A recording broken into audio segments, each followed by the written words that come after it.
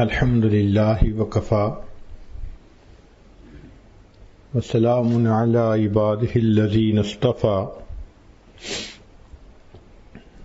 اما بعد اعوذ باللہ من الشیطان الرجیم بسم اللہ الرحمن الرحیم ان الدین عند اللہ الاسلام وقال رسول اللہ صلی اللہ علیہ وسلم المسلم من سلم المسلمون من لسانه ويده سبحان ربك رب العزة عما يصفون وسلام على المرسلين والحمد لله رب العالمين اللهم صل على سيدنا محمد وعلى آل سيدنا محمد وبارك وسلم اللهم صل على سيدنا محمد وعلى آل سيدنا محمد وبارك وسلم اللهم صل على سيدنا محمد وعلى آل سيدنا محمد وبارك وسلم. جو مخلوق سراپا خیر وہ فرشتے، جو سراپا شر وہ شیطان، اور جو خیر اور شر کا مجموعہ وہ حضرت انسان. ہر انسان کے اندر اللہ رب العزت نے خیر اور شر کا مادہ رکھ دیا ہے. وَنَفْسٍ وَمَا سَوَّاهَا فَأَلْهَمَهَا فُجُورَهَا وَتَقْوَاهَا. مگر حکم یہ ہے کہ انسان اپنے اوپر خیر کو غالب کرے. جس بندے پر خیر غالب ہو وہ اچھا انسان، جس پر شر غالب ہو جائے وہ برا انسان. خیر اور شر ہر بندے میں ہوتا ہے. ہاں جو نیک بندہ ہوتا ہے وہ شر کو ظاہر نہیں ہونے دیتا، اور جو برا بندہ ہوتا ہے وہ خیر کو نہیں ظاہر ہونے دیتا. یہی محنت ہے جو ہمیں اپنی زندگی میں کرنی ہے کہ ہمارا شر دب جائے، خیر غالب آ جائے. آپ کسی نیک انسان کو غصہ دلا دیں، وہ بڑا خوش اخلاق ہوگا، بڑا اچھا ایک دوسرے کے ساتھ انٹریکٹ کرنے والا ہوگا. غصے میں آ کے وہ ایک ڈیفرنٹ انسان ہو جائے گا. وہ جو اتنا پولائٹ گفتگو کرتا تھا غصے میں ایسے الفاظ بولے گا کہ جو دوسرے بندے کے دل میں اتر جائیں گے. چہرے مہرے سے لگے گا کہ یہ وہ انسان نہیں ہے جو پہلے تھا. تو انسان کے اندر سے خیر نکلے شریعت یہ چاہتی ہے، اور انسان کے اندر سے شر نکلے شیطان یہ چاہتا ہے. اب معاملہ ہمارا ہے، ہم اپنے اوپر کتنی محنت کرتے ہیں خیر کو نکالنے کے لیے. جس کو تصوف و سلوک کہتے ہیں، یہ ایک محنت ہے جس کے ذریعے انسان کے اندر کی خوبصورتی باہر نکل آتی ہے. یہ کوئی الگ چیز نہیں ہوتی، پہلے سے اندر ہوتی ہے. اس کو نکالتا ہے انسان، اور جب وہ سج جاتی ہے اس کے اوپر تو وہی انسان جو بگڑا ہوا تھا وہی معاشرے کا ایک نیک انسان بن جاتا ہے. نبی علیہ الصلوۃ والسلام نے مسلمان کی تعریف فرمائی، ڈیفینیشن کی. یعنی کسی چیز کی بنیاد سمجھانی ہو تو اس کی ڈیفینیشن ہوتی ہے. تو نبی علیہ السلام نے مسلمان کی ڈیفینیشن یہ بتلائی، المسلم من سلم المسلمون من لسانہ ویدہ. مسلمان وہ ہے کہ جس کی زبان سے اور جس کے ہاتھوں سے دوسرے مسلمان سلامتی میں ہوں. یعنی ان کو تکلیف نہ پہنچے، نہ زبان سے نہ ہاتھوں سے. تکلیف دو طرح سے پہنچتی ہے نا، قول کے ذریعے اور فعل کے ذریعے. تو اس لیے لسان اور ید کا تذکرہ ہوا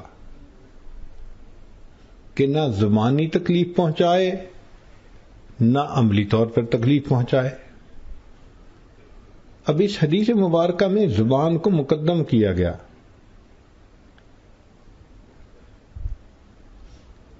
حالانکہ دیکھنے میں آتا ہے کہ لوگ ہاتھ سے تکلیف زیادہ پہنچاتے ہیں، لیکن غور کریں تو بات حقیقت یہی ہے کہ زبان کو مقدم ہونا چاہیے تھا. وجہ کیا؟ کہ ہاتھ کی تکلیف تو انسان تب پہنچائے گا نا جب قوی ہوگا. اگر اگلا قوی ہے تو کیسے تکلیف پہنچائے گا؟ لیکن زبان سے تو انسان کمزور ہو کے بھی قوی کا دل جلا سکتا ہے. اس لیے زبان کو مقدم کیا گیا. پھر ایک بات اور ہے کہ ہاتھ سے تکلیف پہنچانے کے لیے تو دوسرے کا سامنے ہونا ضروری ہے. اگر کوئی ہزاروں میل دور بیٹھتا ہے تو ہاتھ سے تو تکلیف نہیں پہنچا سکتا، مگر زبان سے تو اس کو بھی تکلیف پہنچا سکتا ہے. ایسی بات کرے گا کہ وہاں بیٹھ کے وہ سنے گا تو اس کا دل دکھے گا. پھر ہاتھ سے تکلیف انسان زندہ کو پہنچا سکتا ہے، جو فوت ہو گیا اس کو تو نہیں پہنچا سکتا. مگر زبان کا معاملہ عجیب ہے کہ زبان سے ذریعے سے جو لوگ دنیا سے گزر گئے ان کی روحوں کو بھی تکلیف پہنچا سکتا ہے. اس لیے حکمت دیکھیے نبی علیہ الصلوۃ والسلام کے کلام میں، اعجاز دیکھیے کہ محبوب صلی اللہ علیہ وسلم نے فرمایا المسلم، مسلمان وہ ہے من سلم المسلمون من لسانہ و یدہ، کہ جس کی زبان اور جس کے ہاتھوں سے دوسرے مسلمان سلامتی میں ہو. چنانچہ مسلم شریف کی روایت ہے کہ نبی علیہ الصلوۃ والسلام نے ارشاد فرمایا تکف شرک عن الناس، تم لوگوں کو اپنے شر سے بچاؤ. یہ نہیں کہا گیا کہ تمہارے اندر شر ہی نہ ہو، وہ تو رہے گا. انسان کے اندر خیر اور شر تو ہے، مگر فرمایا کہ تم دوسروں کو اپنے شر سے بچاؤ.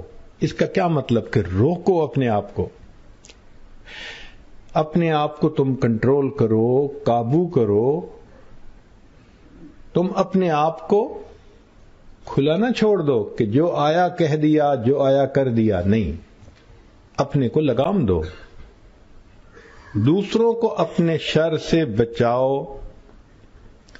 چنانچہ جو انسان دوسروں کو اپنے شر سے بچائے تو یہ اس کے لیے صدقے کا ثواب ہوتا ہے. حدیث مبارکہ ہے، سنیے. مثال یوں کہ مجلس میں بیٹھے ہیں، آپ کو مذاق سوجتا ہے کسی کے ساتھ، مگر آپ رک جاتے ہیں کہ یار میں مذاق کروں گا تو اس کی بےزتی ہوگی، شرمندہ ہوگا، تو میں نہیں کرتا. تو آپ نے اپنی ٹیمپٹیشن کو روکا اور دوسرے بندے کو شر سے بچا لیا. تو نبی علیہ السلام نے فرمایا فَإِنَّهَا صَدَقَةٌ مِّنْكَ عَلَى نَفْسِكَ، یہ جو تم نے دوسرے بندے کو اپنے شر سے بچایا، اس پر اللہ تعالیٰ تمہیں صدقہ کرنے کا ثواب عطا فرمائیں گے. لگا تو کچھ نہیں، مگر دوسرے کو ہم نے شر سے بچا لیا، صدقے کا اجر عطا فرمایا. چنانچہ دوسرے کو شر سے بچانے پر 3 ثواب ملتے ہیں. پہلی بات کہ انسان کبیرہ گناہ سے بچ جاتا ہے. دوسری بات کہ اللہ رب العزت کے عذاب سے بچ جاتا ہے. اور تیسری بات کہ اس کے نامہ اعمال میں نیکی لکھی جاتی ہے. تو ہمیں کوشش کرنی چاہیے کہ ہمارے اندر سے شر ظاہر ہی نہ ہو. ہم اس طرح اپنے نفس کو دبا لیں کہ اس میں سے ہمیشہ خیر ظاہر ہو لوگوں کے لیے، سب کے لیے، شر نکلنی ہی بند ہو جائے. تو شریعت نے ایک قانون بنا دیا کہ گناہ کے تقاضے سے جو انسان بچے گا اللہ تعالیٰ اس پر بھی اس کو اجر عطا فرمائیں گے. حدیث مبارکہ میں ہے کہ جس انسان کا دل چاہے کہ میں غیر محرم کو دیکھوں لیکن وہ اپنی نگاہوں کو جھکا لے، بند کر لے، تو غیر محرم سے نگاہوں کی حفاظت کرنے پر اللہ تعالی اس بندے کو عبادت میں لذت عطا فرما دیتے ہیں۔ تو دیکھیں، ایک ایسا عمل کیا کہ اللہ کی طرف سے اجر ملا۔ اسی طرح دل کے اندر جب بھی گناہ کا ارادہ ہو بندہ اس کو روکے، تو یہ دین اسلام کی خوبصورتی ہے کہ شریعت نے کہا کہ اس پر بھی اللہ تعالی اس بندے کو اجر عطا فرمائیں گے۔ چنانچہ شریعت نے یہ بات کہی کہ تم دوسروں کا دل خوش کرو، سب سے بہتر بات تو یہ ہے، اور اگر دل خوش نہیں کر سکتے تو کم از کم دل تو نہ دکھاؤ۔ حق تو یہ بنتا ہے کہ دوسروں کا دل خوش کرو، اور اگر یہ توفیق نہیں تو کم از کم دوسروں کا دل دکھاؤ تو نہیں۔ شریعت نے کہا کہ تم دوسروں کی تعریف کرو، اور اگر یہ توفیق نہیں تو کم از کم دوسروں کی بدتعریفی تو نہ کرو۔ شریعت نے کہا کہ دوسروں کا دل خوش کرو، اگر نہ کر سکو تو کم از کم دل آزاری تو نہ کرو۔ یہ جو ہے نا دل کو دکھ پہنچانا اللہ تعالیٰ کو بہت ناپسند ہے۔ چنانچہ ایک بات یاد کر لیں کہ بیماریوں میں سے سب سے بری دل کی بیماری، بیماریوں میں سے سب سے بری دل کی بیماری، اور دل کی بیماریوں میں سے سب سے بری دل آزاری ہوتی ہے کہ انسان دوسروں کا دل دکھائے۔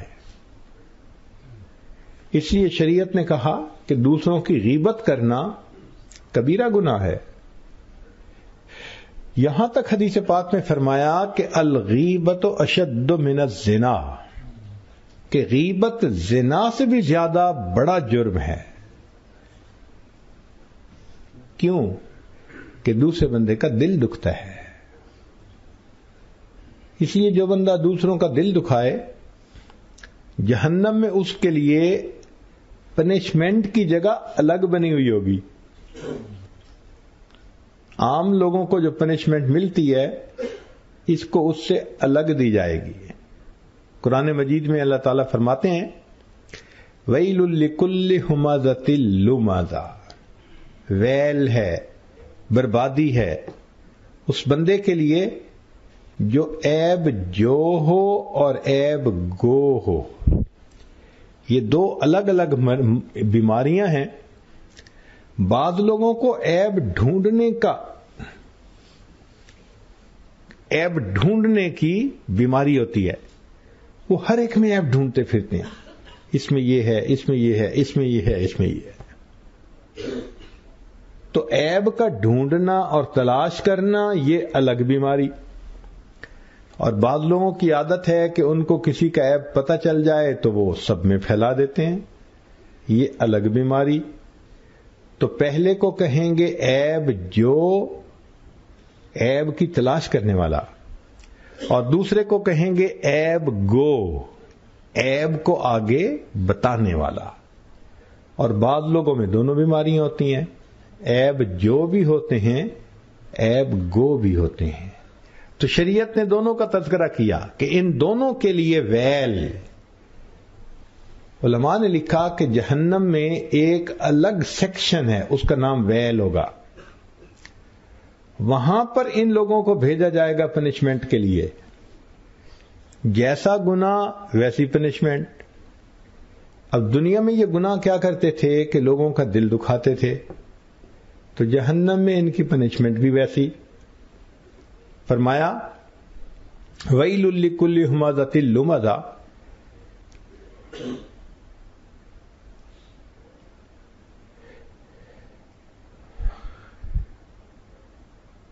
بربادی ہے، ویل ہے اس بندے کے لیے جو عیب جو ہو اور عیب گو ہو۔ کیوں؟ کہ وہ لوگوں کے دل دکھاتا ہے۔ اب اس کو جہنم میں ایک ایسی جگہ لے جائیں گے، نار اللہ الموقدہ، ایسی آگ جس کو اللہ نے جلایا ہوگا،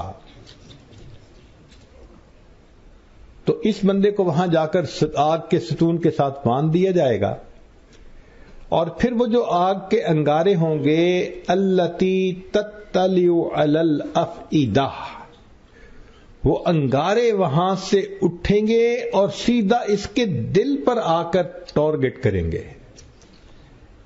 یہ لوگوں کے دل دکھاتا تھا، آج آگ کے انگارے اس کے دل کو جلائیں گے۔ تم دوسروں کے دل جلاتے تھے، آج تمہارا اپنا دل جل رہا ہوگا۔ تو جیسے دنیا کے اندر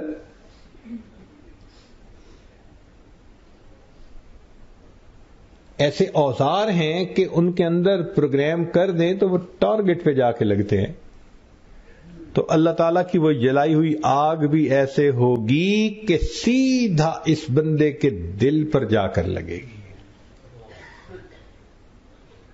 تو دنیا میں کسی کا دل دکھانا اللہ رب العزت کے نزدیک یہ بہت بڑا گناہ ہے۔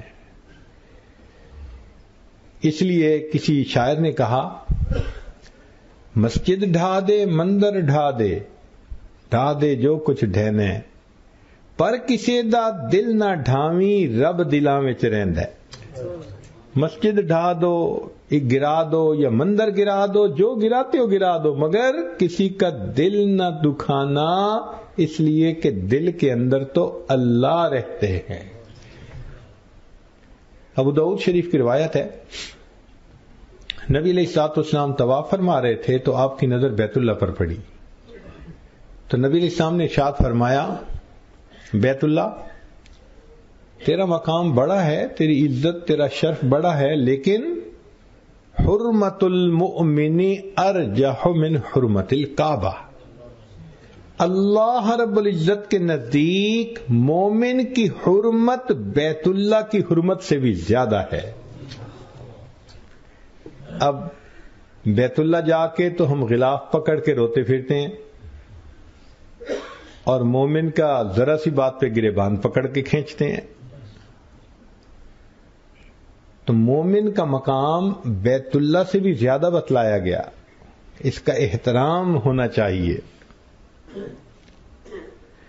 نبی علیہ الصلوۃ والسلام کتنا خیال کرتے تھے کہ میری طرف سے کسی بندے کو کوئی تکلیف نہ پہنچے۔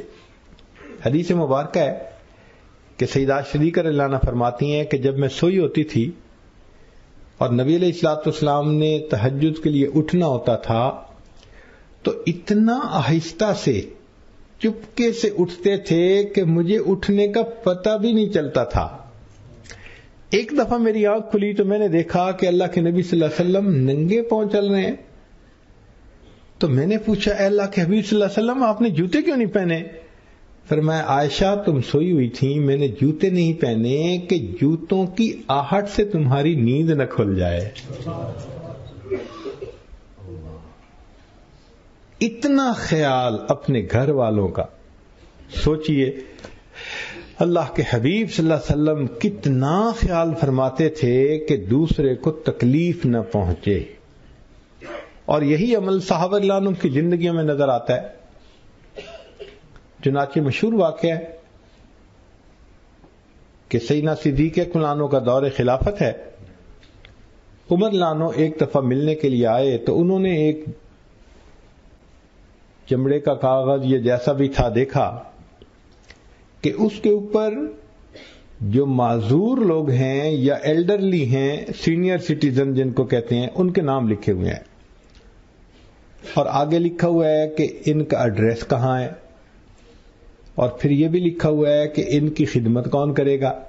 ایک لسٹ بنی ہوئی تھی، تو عمر لانو نے لسٹ پڑھی تو ایک جگہ ایک بڑھیا کا نام تھا، ایڈریس تو دیا ہوا تھا مگر آگے نام درج نہیں تھا، تو عمر لانو نے رجسٹر سے نوٹ کر لیا وہ ایڈریس کہ بھئی اس کی خدمت تو میں اپنے ذمہ لے لوں گا۔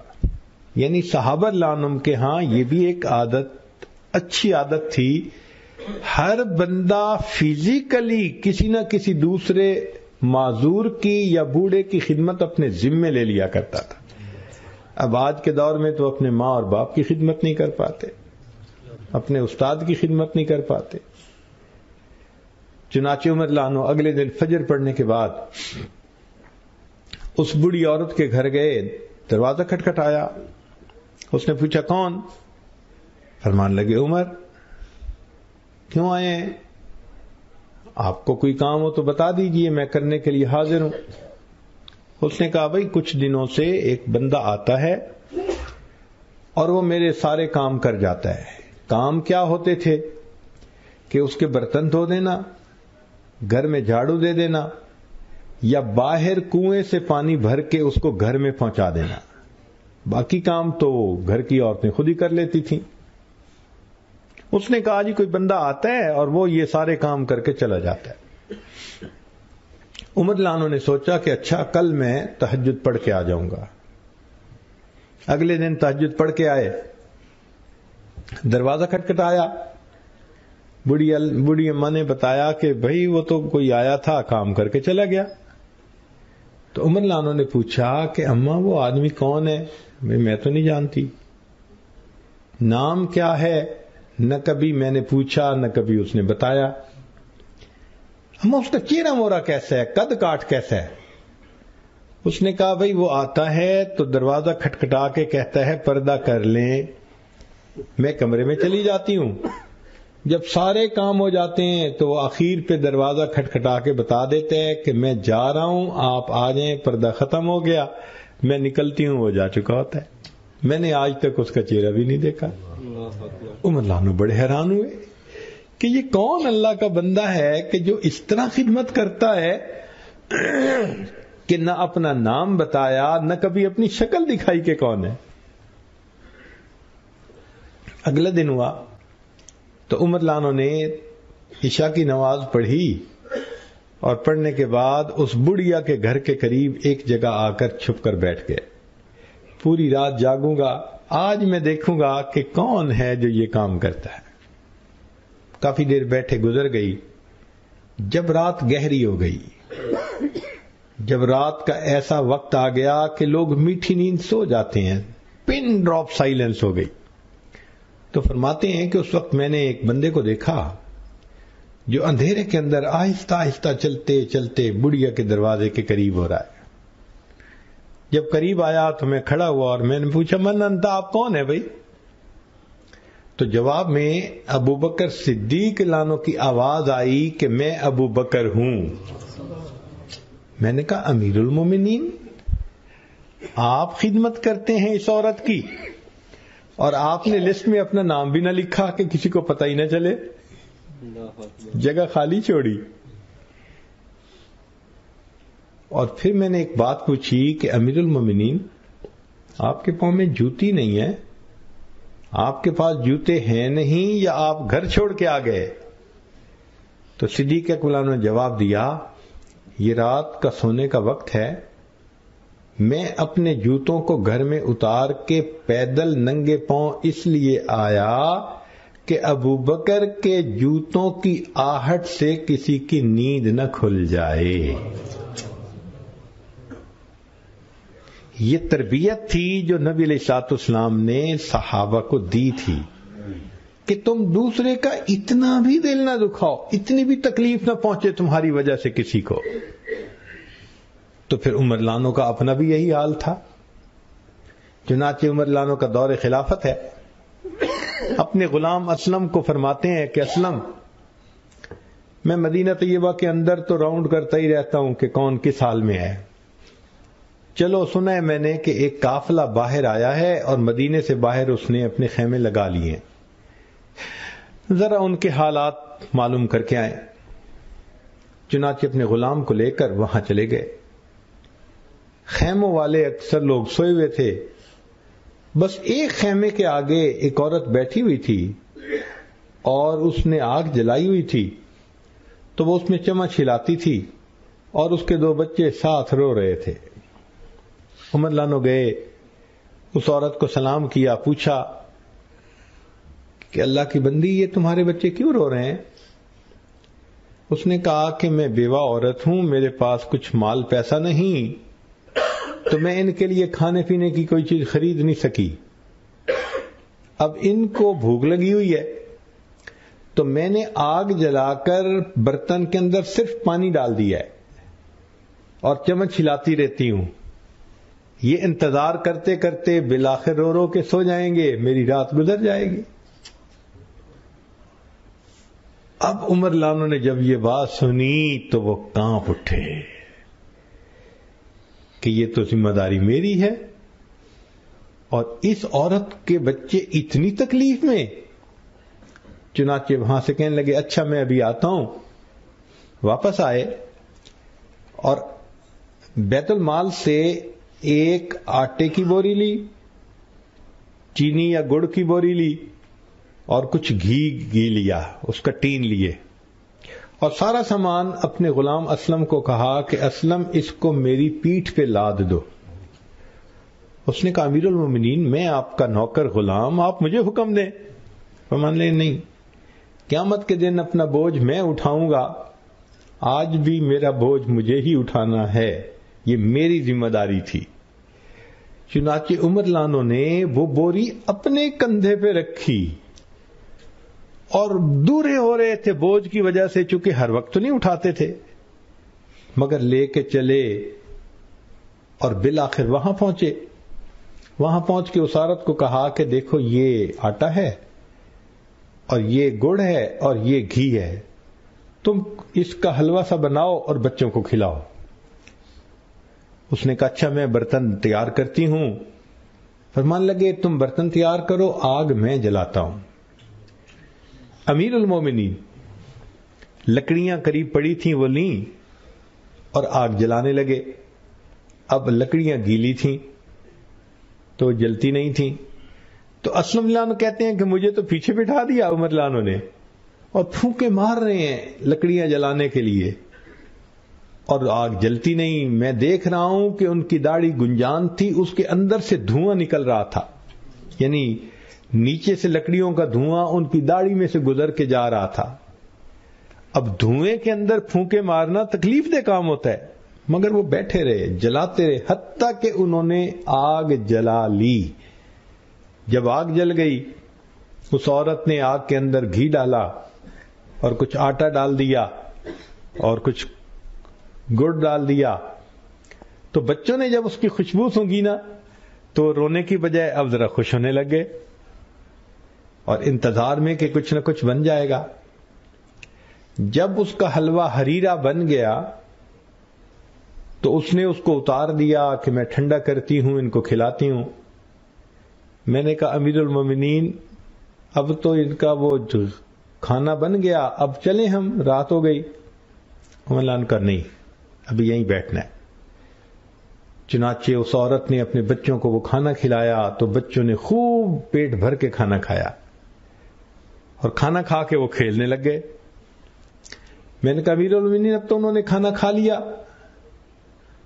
کھیلنے لگ گئے, اب ہم چلیں. فرمایا نہیں بیٹھو. میں پھر بیٹھ گیا. تھوڑی دیر میں وہ بچے کھیلتے کھیلتے ایک دوسرے سے ہنسنے لگے اور خوب مستی کرنے لگے. تو فرماتے ہیں کہ تیسری مرتبہ میں نے پوچھا امیر المومنین کیوں انتظار میں ہیں؟ تو عمر لانو نے ایک عجیب جواب دیا. فرمانے لگے کہ دیکھو جب میں آیا تھا تو ان بچوں کو میں نے آنکھوں سے روتے دیکھا تھا, اب میرا دل چاہتا ہے ان کو اپنی آنکھوں سے ہنستا ہوا دیکھتا جاؤں. ان کو روتے میں نے اپنی آنکھوں سے دیکھا تھا, اب میرا دل چاہتا ہے کہ ان کو ہنستا ہوا اپنی آنکھوں سے دیکھتا جاؤں. اللہ اکبر کبیرہ. ذرا اس پیمانے پہ اپنے آپ کو تولیے. ہم میں سے کتنے ہیں جو بچوں کو رلاتے ہیں تو کبھی ہنستا دیکھنے کی بھی فکر ہوئی؟ بیوی کو رلاتے ہیں, اس کو ہنسنا دیکھنے کی بھی فکر ہوئی کہ ہم تو کبھی تو اس کو ہنستا بھی دیکھیں. ایک موڈ ہوتا ہے ہمارا, بس پرواہ نہیں ہوتی کسی کی. بیوی گھر میں انتظار میں ہوتی ہے اور ہمیں گلی کوچا بازار سے فرصت نہیں ہوتی. ہم اپنی زندگی پر نظر دوڑائیں کہ ہماری خوشیاں دوسروں کے دل کس قدر دکھاتی ہیں. اپنا دل خوش کرنے کے لیے ہم اللہ کے بندوں کے دل دکھاتے پھر رہے ہوتے ہیں. تو سوچیں پھر ہمارا کیا بنے گا. چنانچہ ایک وقت ایسا تھا کہ جب مسلمان اتنے اچھے اخلاق والے تھے، مینرز اتنے اچھے تھے، اخلاق، ڈیلنگ، ہر چیز اتنی اچھی تھی کہ لوگ مسلمان کے ساتھ رہنا پسند کرتے تھے. مسلمان کے ساتھ رہنا. عبداللہ بن مبارک رحمۃ اللہ علیہ ایک محدث گزرے ہیں، ان کے پڑوس میں یہودی رہتا تھا. یہودی نے ڈیسائیڈ کیا کہ میں نے دوسرے شہر جانا ہے تو مکان بیچنا ہوں، تو اس نے سیل کا سائن لگا دیا. اب ایک بندہ آیا، اس نے آ کے پوچھا بھئی مکان بیچتے ہو؟ اس نے کہا ہاں. بھئی کیا پرائس لوگے؟ تو اس نے فرض کرو 2000 دینار مانگے. تو وہ بندہ بڑا حیران ہوا، کہنے لگا یار اس مکان کی اس لوکیلٹی میں پرائس تو 1000 بہت ہوتی ہے، تم تو دگنی پرائس مانگ رہے ہو. جب اس نے کہا نا کہ تم تو دگنی پرائس مانگ رہے ہو، تو یہودی نے جواب دیا کہ تم ٹھیک کہتے ہو، مکان کی قیمت 1000 دینار ہے اور دوسرا 1000 دینار عبداللہ ابن مبارک کے پڑوس کی قیمت ہے. جب ہم صحیح معنوں میں مسلمان تھے، ہم سارے ہمارے ہمسائے کے مکانوں کی قیمت بڑھ جاتی تھی. لوگ وش کرتے تھے ہمارے پڑوس میں رہنے کو. اور آج کیا حال ہے کہ جہاں ہم رہ رہے ہوتے ہیں وہیں پڑوسیوں کو ستا رہے ہوتے ہیں. اللہ کے بندوں کے لیے زحمت بنے ہوئے ہوتے ہیں. تو ہمیں سیکھنا ہے کہ مسلمان کہتے کس کو ہیں. نبی علیہ الصلوۃ والسلام نے فرمایا المسلم من سلم المسلمون من لسانہ ویدہ. اگر ہم دوسروں کو دکھ دیتے ہیں تو ہم تو مسلمان کی ڈیفینیشن ہی پوری نہیں کر پا رہے. تو ہماری مسلمانی کا ہے، اللہ کے ہاں مسلمان بن کے پیش کیسے ہوں گے؟ ہمارے اکابر انسان تو انسان عام جانداروں کو بھی بلا وجہ تکلیف نہیں پہنچاتے تھے. چنانچہ عمر ابن عاص لانو ایک صحابی ہیں جنہوں نے مصر کو فتح کیا، ان کو فاتح مصر کہا جاتا ہے. ان کے بارے میں کتابوں میں لکھا ہے کہ انہوں نے ایک جگہ پڑاؤ ڈالا پورے لشکر کا اور آگے چلے کہ ہم شہر کو فتح کرتے ہیں. وہاں کئی دن لگ گئے ان کو، بالآخر شہر فتح ہو گیا. تو جب شہر فتح ہو گیا تو انہوں نے پھر واپس کہا لوگوں کو کہ جاؤ اور اپنے خیمے سمیٹ کے لے آؤ، اب شہر کے اندر ہم رہیں گے. سب آئے اور اپنا اپنا خیمہ سمیٹنے لگے. سب نے خیمے لپیٹ لیے، لیکن عمر بن عاص انہوں نے خیمہ وہیں رہنے دیا، بس سامان اٹھایا اور چل پڑے. تو لوگوں نے کہا کہ حضرت آپ نے خیمہ نہیں اکھاڑا، ویسے ہی سامان لے کے چل پڑے. فرمانے لگے کہ میں جب آیا تو میں نے دیکھا کہ میرے خیمے کے اندر ایک کبوتری نے انڈے دیے ہوئے ہیں، گھونسلہ سا بنا لیا ہے. میں نے سوچا کہ اگر میں خیمے کو اکھاڑوں گا تو اس چھوٹے سے پرندے کو تکلیف پہنچے گی، لہذا میں گزارا کر لوں گا خیمے کے بغیر، مگر خیمہ نہیں اکھاڑتا.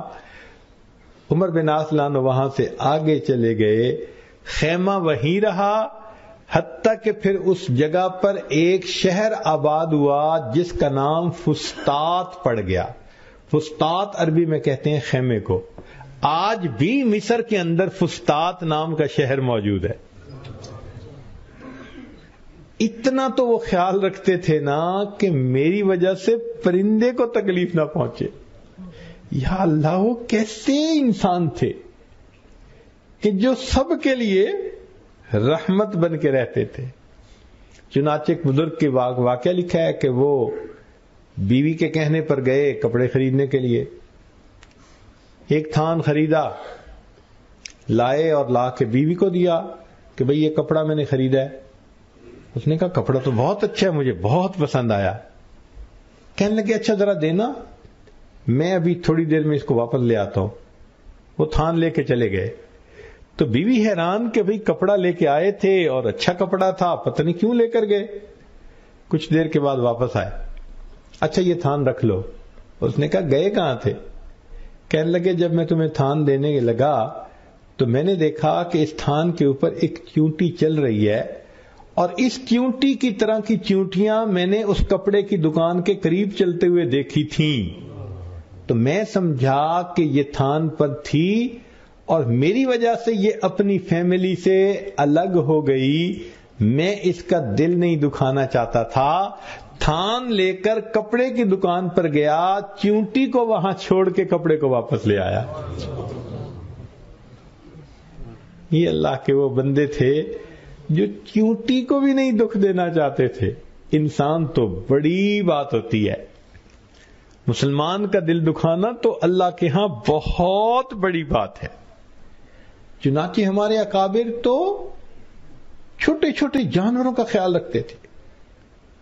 خواجہ باقی باللہ رحمت اللہ علیہ کا واقعہ ان کے حالات زندگی میں لکھا ہے.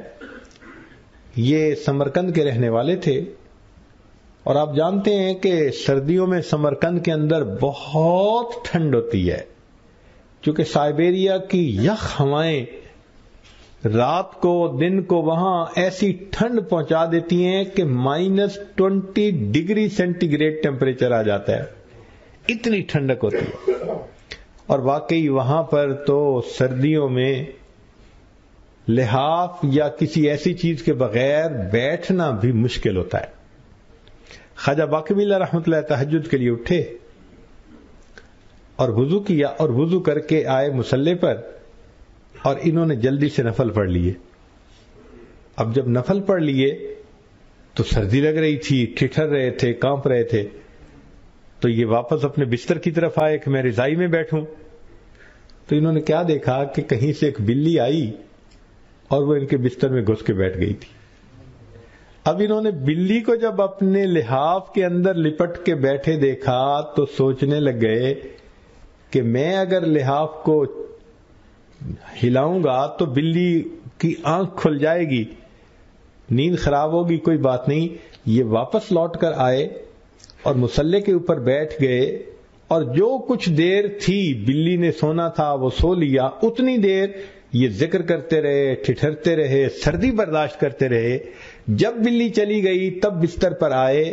فرماتے ہیں کہ اس کے بعد میں نے خواب دیکھا جس میں کہا گیا کہ تم نے ایک جاندار کی تکلیف کا اتنا خیال کیا، اب اس کا انعام یہ ملے گا کہ تم ہجرت کر کے انڈیا کی طرف جاؤ، وہاں ایک بندہ بیت ہوگا جو بہت بڑا اللہ کا ولی ہوگا. خواجہ باقی باللہ رحمت اللہ علیہ وہاں سے ہجرت کر کے دہلی آئے تو حضرت مجدد الف ثانی رحمت اللہ علیہ ان سے آ کر بیعت ہو گئے. ایک بلی کی تکلیف کا خیال کرنے پر انعام دیکھو اللہ نے کیسا عطا فرمایا. اللہ اکبر کبیرہ. ہمارے سلسلہ نقشبندیہ کے بزرگ گزرے ہیں خواجہ بہاء الدین نقشبند بخاری رحمت اللہ علیہ. وہ فرماتے ہیں کہ میں ایک مرتبہ جا رہا تھا، قبرستان کے قریب سے گزرا تو میں نے ایک کتے کو دیکھا کہ زخمی ہے، اور اس کی جو ہے نا وہ کوئی خدمت کرنے والا کوئی بھی نہیں، وہ اپنے زخموں کے ساتھ اسی طرح بیٹھا ہے. تو فرماتے ہیں کہ میں گیا شہر میں اور مزدوری کر کے میں نے وہاں سے کچھ مرہم خریدی اور کچھ کھانے کی چیزیں خریدی، اور لا کر میں نے اس کے زخموں پہ مرہم بھی لگائی اور اس کو کھانے کے لیے روٹی بھی دی. اب وہ چونکہ بھوکا تھا وہ اگلے دن پھر منتظر تھا. پھر میں نے اسی طرح مزدوری کی، شام کو فارغ ہوا تو پھر میں نے اس کو مرہم لگائی، روٹی دی. کہتے ہیں کہ 15 دن میں اس کی خدمت کرتا رہا. 15 دن میں وہ صحت مند ہو گیا اور پھر اپنی غذا خود کھانے کے قابل ہو گیا. فرماتے ہیں کہ یہ 15 دن کی میری خدمت اللہ نے قبول کی، الہام فرمایا ہم تمہیں خود ایک سلسلے کا امام بنائیں گے. چنانچہ اللہ نے نقشبندی سلسلے کا فیض ان کے ذریعے سے جاری فرما دی، نسبت عطا فرما دی. کتے اور بلی کا خیال کرنے پر اللہ کی طرف سے انعام ملتا ہے. اور اس کی تصدیق بخاری شریف کی روایت سے ہوتی ہے کہ بنی اسرائیل کی ایک فاحشہ عورت تھی، بدکار عورت تھی، زانیہ عورت تھی. اس نے کتے کو دیکھا کہ بہت پیاسا ہے، گرمی کے موسم میں زبان نکلی ہوئی ہے. اب اس کے پاس پانی تو نہیں تھا مگر کنواں قریب تھا. اس نے اپنا جوتا اپنے دوپٹے یا چادر کے ساتھ باندھا اور نیچے پانی میں لٹکایا اور جوتے میں پانی بھر کے نا اس کتے کو پلایا. جب کتے نے پانی پیا اور اس کے منہ سے خوشی کی آواز نکلی، اللہ نے زانیہ عورت کے زنا جیسے گناہوں کو معاف فرما دیا. اگر کتے کو تکلیف سے بچائیں اور اس پر گناہ معاف ہو جاتے ہیں، کسی اللہ کے بندے کو تکلیف سے بچائیں گے تو اس پر کتنے گناہ معاف ہو جائیں گے. اور یہ بھی حدیث پاک میں ہے، بخاری شریف کی روایت کہ ایک بنی اسرائیل کی عورت تھی، اس کا دودھ بلی پی جاتی تھی تو اس کو بڑا غصہ تھا. چنانچہ اس نے بالآخر اس بلی کو پکڑ لیا اور بند کر دیا، نہ کھانا دیا نہ پانی دیا. حالانکہ وہ پرہیزگار تھی، نماز پڑھتی تھی، نیکوکار تھی، شب زندہ دار تھی. بلی اسی طرح بھوکی پیاسی مر گئی. اس عمل پر اللہ نے اس عورت کو نیکیوں کے باوجود جہنم عطا فرما دی. تو جانور کو تکلیف دینے پر جہنم ملی اور جانور کو تکلیف سے بچانے پر جنت ملی، تو اگر کوئی اللہ کے بندوں کو تکلیف سے بچائے گا یا اللہ کے بندوں کے دل خوش کرے گا، اس کو کتنا بڑا درجہ ملے گا. ہمارے بزرگوں نے لکھا ہے کہ جس شخص کے گھر میں پرندہ ہو یا جانور ہو اور وہ اس کو بھوکا رکھے، اس کا خیال نہ کرے، اللہ تعالیٰ کے ہاں اس کا نام محسنین کی فہرست میں شامل نہیں کیا جاتا. اب ایک عجیب سی بات سن لیجئے. حضرت اقدس تھانوی رحمۃ اللہ علیہ تفسیر لکھ رہے تھے بیان القرآن، تو حضرت کے ہاں تو ایک معمول متعین تھا، سکیجول بنا ہوا تھا، برنامج، کہ اس وقت نماز پڑھنی ہے، اس وقت کھانا کھانا ہے، اس وقت مجھے تصنیف و تالیف کا کام کرنا ہے، اس وقت مجلس ہونی ہے. حضرت کی اہلیہ نے اپنے گھر میں چند مرغیاں پالی ہوئی تھیں. ایک مرتبہ انہیں رشتہ داروں میں کسی نکاح یا کوئی ایسی تقریب تھی، اس میں جانا پڑ گیا. تو جاتے ہوئے وہ حضرت کو بتا گئیں کہ یہ میری مرغیاں ہیں اور ان کو میں اس وقت دانے ڈالتی ہوں اور پانی دیتی ہوں، تو آپ پلیز جتنے دن میں نہیں ہوں ان کو دانے ڈال دیجئے گا. حضرت نے ہاں کر دی. اب وہ اہلیہ صاحبہ تو چلی گئیں. اب اللہ کی شان دیکھیے کہ جب دوسرا دن آیا تو بندے کا جو کام روز نہ کرنے کا ہو تو وہ بھول جاتا ہے، دھیان نہیں رہتا. تو حضرت تھانوی رحمۃ اللہ اپنے معمول کے مطابق کام کرتے رہے. فرماتے ہیں کہ جب میں تفسیر لکھنے بیٹھا تو میں سوچ رہا ہوں اور ذہن میں کوئی بات ہی نہیں آ رہی، کوئی مضمون ہی نہیں وارد ہو رہا، ذہن چل ہی نہیں رہا تفسیر کے اندر. فرمانے لگے بڑی کوشش کی کہ کوئی بات آئے اور میں بات کو آگے چلاؤں، مضمون آگے بڑھاؤں یا آیتوں کے معنی کچھ ذہن میں نہیں، جیسے ذہن بند ہی ہو گیا ہو میرا. فرماتے ہیں میرا ذہن اس طرف گیا کہ کہیں مجھ سے کوئی گناہ تو سرزد نہیں ہو گیا جس کی وجہ سے اللہ نے اوپر سے علم معرفت کی جو بارش تھی اس کو روک دیا ہو. تو کہنے لگے میں تھوڑی دیر بیٹھ کے استغفار کرنے لگا. استغفار کرنے کے دوران مجھے خیال آیا، اوہو مجھے تو اہلیہ نے کہا تھا کہ مرغیوں کو دانا ڈالنا ہے اور یہ تو دن کے 11 بج گئے، وہ تو کہیں 9 بجے ان کو ڈالنے تھے. فرماتے ہیں کہ میں وہاں سے اٹھا، گھر آیا، میں نے گھر آ کر ان مرغیوں کو دانا ڈالا، پانی دیا. جب انہوں نے پانی پی لیا، دانے کھا لیے، میں لوٹ کے واپس آیا، بیٹھتے ہی اللہ نے علم کی بارش دوبارہ عطا فرما دی. اگر مرغیوں کے بھوکا پیاسا رہنے پر ایک اللہ کے ایسے بڑے ولی سے بھی علوم و معارف کو روک لیا جاتا ہے، تو ہم اگر اللہ کے بندوں کے دل دکھائیں گے تو ہمیں پھر علم نافع کیسے نصیب ہوگا؟ ہمیں یہ نعمتیں پھر کیسے نصیب ہوں گی؟ اسی لیے ہمیں چاہیے کہ ہم اس بات کا خیال رکھیں ہماری وجہ سے کسی کو تکلیف نہ پہنچے، بڑا خیال رکھیں۔ اس لیے شریعت نے کہا کہ تم اپنے پڑوسی کا خیال رکھو، ساتھی کا خیال رکھو، رشتہ داروں کا خیال رکھو، گھر والوں کا خیال رکھو، ان کے لیے رحمت بنو، ان کے لیے زحمت نہ بنو۔ یہاں تک فرمایا قیامت کے دن اللہ تعالیٰ ایک بندے کو کھڑا کریں گے، فرمائیں گے اے میرے بندے، دنیا میں میں بھوکا پیاسا تھا، نہ تم نے مجھے کھانا کھلایا نہ تم نے مجھے پانی پلایا۔ تو بندہ بڑا حیران ہوگا، کہے گا یا اللہ آپ تو کھانے پینے سے بے نیاز، آپ کیسے بھوکے پیاسے تھے؟ اللہ فرمائیں گے کہ تیرا پڑوسی بھوکا تھا، اگر تو اسے کھانا کھلاتا ایسا ہی ہوتا جیسے تو نے مجھے کھانا کھلایا ہوتا، اگر تو اسے پانی پلاتا ایسے ہی ہوتا جیسے تو نے مجھے پانی پلایا ہوتا۔ ذرا سوچئے، یہ دین اسلام کی خوبصورتی ہے کہ اس نے اپنے پڑوسی کے ان کاموں کو کرنے کا یہ اجر دیا کہ گویا تم اپنے پروردگار کو یہ چیزیں دے رہے ہو۔ اللہ اکبر کبیر۔ اس لیے ہمارے اکابر اس بات کی تعلیم دیتے تھے کہ صحیح سالک وہ ہے جو دوسرے کو تکلیف نہ پہنچائے۔ ہم اپنی زندگیوں پر نظر دوڑائیں، جیسے سینگ والی بکری ہوتی ہے نا، کہ ہر تھوڑی دیر کے بعد کسی کو سینگ مار دیتی ہے، ہم بے سینگ کی بکری بنے ہوئے ہیں، یعنی سینگ تو نظر نہیں آتے لیکن حال ہمارا بے سینگ کی بکری کی طرح ہی ہے، ابھی اس کو دکھا دیا، کبھی اس کو دکھا دیا، کبھی اس کو رلا دیا، کسی پہ روب ڈال دیا، کسی پہ غصہ کر دیا۔